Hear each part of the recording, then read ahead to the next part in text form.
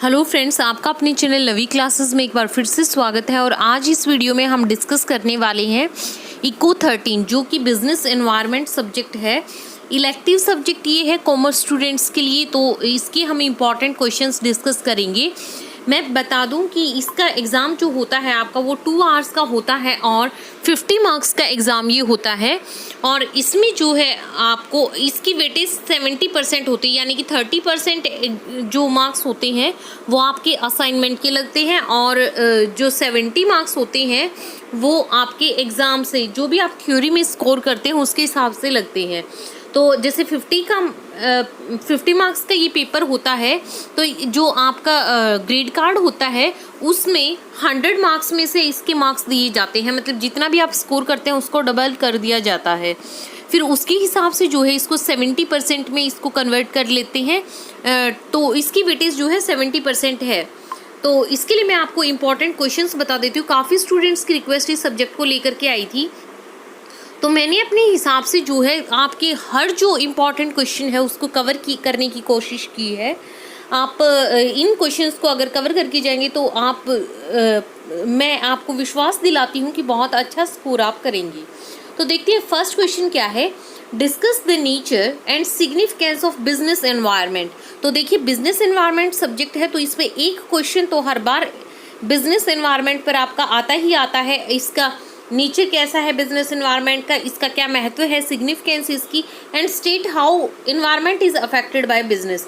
तो ये क्वेश्चन जो है आपको तैयार करना है। सारे ये क्वेश्चंस हैं आपको लगभग, वैसे तो आपको अगर 10 मार्क्स का आता है तो 250 वर्ड्स में लिखना होता है, लेकिन आप इनको 300 लगभग वर्ड्स में आप इनको करें तैयार, ताकि 1-2 पॉइंट अगर आप भूल भी जाते हैं या अगर स्प्लिट होके क्वेश्चन आता है, सपोज आपसे नेचर और सिग्निफिकेंस पूछ ले बस और 10 मार्क्स में बोले, तो आप उसको इसी हिसाब से अटैम्प्ट कर सकें कि आपके 250 वर्ड्स कंप्लीट हो जाएं।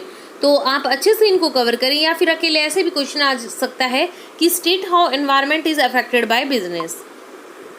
Next question is explain the various economic and non economic factors of business development. This is one another important question on business environment topic. फिर है क्वेश्चन, ये भी कई बार आया है, business environment and business operations influence each other, कि दोनों का एक दूसरे पर बहुत प्रभाव पड़ता है, एक दूसरे को प्रभावित करते हैं। तो आपको एग्जांपल्स की हेल्प से इसको जो है डिस्क्राइब करना है। Next question is ecological issues क्या होते हैं। इकोलॉजिकल इश्यूज जो है वो बिजनेस एनवायरनमेंट से किस तरह से रिलेटेड है, ये भी आपको बताना है। Fifth one is define economic development. Economic development क्या होता है, explain briefly different indicators of economic development. इसकी क्या क्या जो है इंडिकेटर्स हैं, क्या क्या इसको दर्शाते हैं, वो आपको सारे के सारे जो है फैक्टर्स बताने हैं। Define and differentiate between economic growth और इकोनॉमिक डेवलपमेंट, ये भी एक इम्पॉर्टेंट क्वेश्चन जाता है कि दोनों जो है सिमिलर टर्म लगती हैं लेकिन इनमें काफ़ी डिफरेंस है। इकोनॉमिक ग्रोथ और इकोनॉमिक डेवलपमेंट में आपको डिफरेंशिएट करके बताना है और बताना है कि इकोनॉमिक डेवलपमेंट के प्राइमरी यानी मेन गोल्स क्या है और इसके सब गोल्स जो हैं वो क्या है। नेक्स्ट इज मिक्स्ड इकोनॉमी क्या है, इंडियन इकोनॉमी को मिक्स्ड इकोनॉमी क्यों कहा जाता है, ये बहुत इंपॉर्टेंट क्वेश्चन है कि आपको रीजंस देने हैं कि इंडियन इकोनॉमी जो है वो मिक्स्ड इकोनॉमी क्यों है। Explain its directive principles in India and how it help in the economic development of India. Next question is major export promotion measures which are initiated by the government of India. जो government of India की policies हैं, जो भी promotional measures हैं वो आपको describe करने हैं एक्सपोर्ट प्रोसीजर को लेकर के। फिर आता है इंडस्ट्रियल सिकनेस पर भी काफ़ी बार क्वेश्चन देखने को मिला है कि how is industrial sickness defined in India and what steps have been taken to tackle this problem. फिर इसके इंडिकेटर्स और इसके कॉजेज, देखिए आपको क्या क्या करना है। इंडस्ट्रियल सिकनेस होता क्या है, कॉन्सेप्ट ये, इसके इंडिकेटर्स, इसके कॉजेज और इस प्रॉब्लम को टैकल करने के लिए क्या क्या स्टेप्स जो हैं उठाए गए हैं वो। Next question is state the meaning and types of joint ventures. और उनकी देखिए मीनिंग और टाइप तो कम बार पूछे गए, लेकिन आपको पता होना चाहिए ज़्यादातर जो क्वेश्चन आता है वो आता है इसके एडवांटेजेस और डिसएडवांटेजेस के ऊपर। तो इसके एडवांटेजेस और डिसएडवांटेजेस कवर करने के साथ अगर आपका 10 या 12 मार्क्स का क्वेश्चन इस पर आता है तो आप उसमें इसका मीनिंग जो है आप बता सकते हैं, इसके टाइप्स को आप ब्रीफली एक्सप्लेन कर सकते हैं। नेक्स्ट वन इज फिशल पॉलिसी क्या है, इसके ऑब्जेक्टिव्स क्या हैं, इसके टूल्स क्या हैं, ये भी एक इम्पॉर्टेंट क्वेश्चन है। न्यू इकोनॉमिक पॉलिसी आपकी जो भी 1991 की पॉलिसी है वो है, इसकी नीड क्या थी, discuss the major elements of new economic policy adopted by the government of India. Very important question ये अगेन है, इन इकोनॉमिक पॉलिसी पर अगर क्वेश्चन आता है तो आपका न्यू इकोनॉमिक पॉलिसी पर ही आता है, क्योंकि 1991 की जो पॉलिसी थी it was a major policy in the field of business. Next is discuss the progress made and problems faced in the implementation of new economic policy 1991 को इसमें क्या क्या इसमें प्रोग्रेस हुई और क्या क्या इसके सामने जो है आपको बताना है, क्या क्या प्रॉब्लम्स आई इसको लागू करने में। वो मॉनेटरी पॉलिसी क्या होती है, इसके मेन ऑब्जेक्टिव्स आपसे पूछे जा सकते हैं।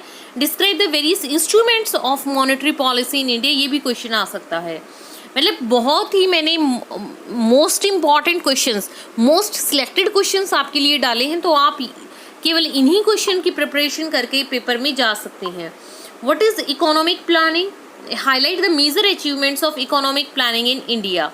तो ये भी इंपॉर्टेंट क्वेश्चन है, इकोनॉमिक प्लानिंग को लेकर के भी अगर इकोनॉमिक प्लानिंग पे क्वेश्चन आएगा तो ज़्यादातर यही आता है कि इकोनॉमिक प्लानिंग होती क्या है और इसकी अचीवमेंट्स पे, या ये किस तरह से जो है इकोनॉमिक ग्रोथ में हेल्प करती है किसी भी कंट्री की इकोनॉमिक डेवलपमेंट में। तो ये क्वेश्चन जो है आपका आ सकता है, इस तरह से बहुत ईजी वे से ये क्वेश्चन पूछा जाएगा। 17th question is state the meaning and components of macro economic policy के कंपोनेंट्स। 18th क्वेश्चन है significance of small scale sector. Small scale industries जो हैं वो किसी भी कंट्री की इकोनॉमिक डेवलपमेंट के लिए बहुत इंपॉर्टेंट रोल्स वो प्ले करती हैं।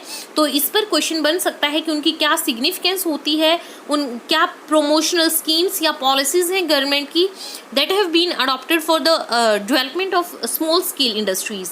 स्मॉल स्केल इंडस्ट्रीज़ को प्रमोट करने के लिए टाइम टू टाइम जो है गवर्नमेंट डिफरेंट पॉलिसीज़ देती रहती, पॉलिसीज़ इशू करती है कुछ उनकी हेल्प के लिए, स्मॉल सेक्टर एम्प्लॉयर्स के लिए। तो इस तरीके से जो है आपसे ये क्वेश्चन पूछा जा सकता है। Question number 19 is what is the importance of foreign capital in economic and industrial development. देखिए फॉरेन कैपिटल के ऊपर भी कई बार क्वेश्चन आया है, तो आप इसके टाइप्स, फॉरेन कैपिटल होता क्या है, इसके टाइप्स और ये इसकी इकोनॉमिक और इंडस्ट्रियल डेवलपमेंट में क्या इसका महत्व है, क्या इसकी इम्पोर्टेंस है, ये आप कवर करें।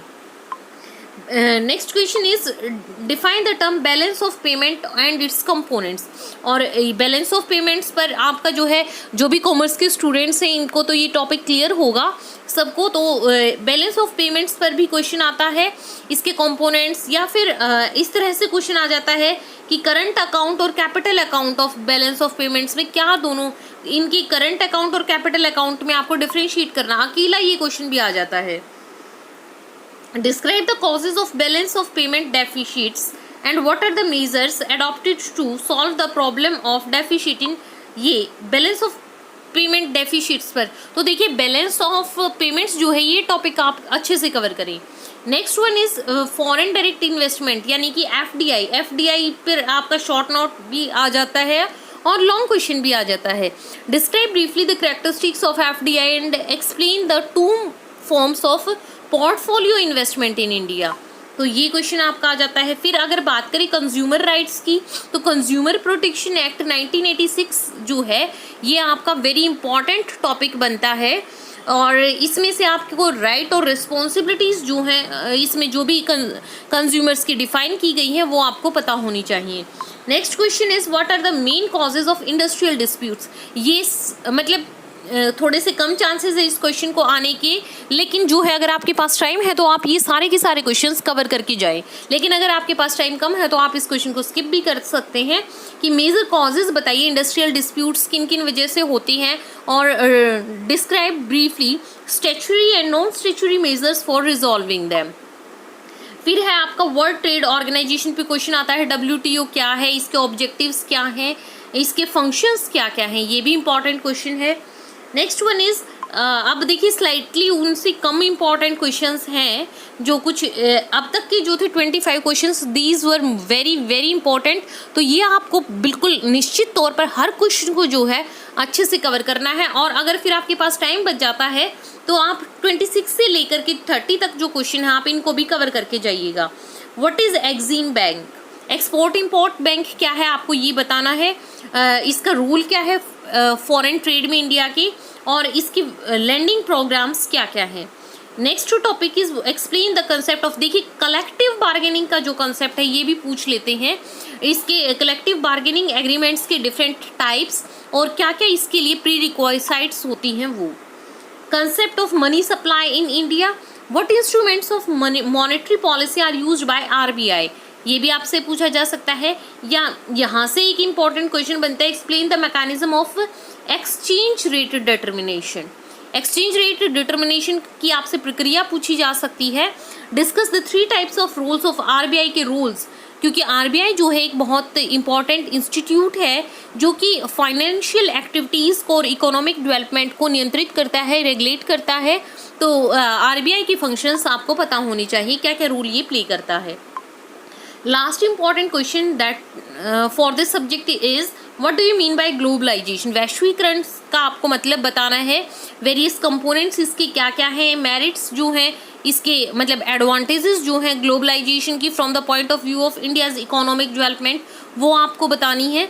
तो ये क्वेश्चंस जो हैं आप मस्ट कवर करें। आप देखना कोई भी आपका क्वेश्चन ऐसा नहीं बचेगा एग्जाम में कि जो आप अच्छे से आप जिसका आंसर ना कर पाए। अगर आपने ये सारी 30 के 30 क्वेश्चंस कवर किए हैं तो आप इजीली जो है आप पेपर को पूरा कर पाएंगे। तो अगर आपको किसी और सब्जेक्ट पर वीडियो चाहिए है तो आप जो है कमेंट्स में डाल दीजिए, मैं उसके भी इंपॉर्टेंट क्वेश्चन आपके लिए लेकर के आने की कोशिश करूँगी। और इनके जो है आपके जब भी अवेलेबल होंगे इन क्वेश्चंस के आंसर्स यानी कि नोट्स की फॉर्म में, तो नॉमिनल प्राइस पर आपको अवेल करवाने की कोशिश करेंगे। तो आप डिस्क्रिप्शन बॉक्स जो है आप इसका चेक कर सकते हैं, मैं डिस्क्रिप्शन बॉक्स में डाल दूंगी जब भी इस सब्जेक्ट के नोट्स अवेलेबल होंगे। Thanks for watching this video और अपने सभी फ्रेंड्स के साथ इसको शेयर करें। Thank you.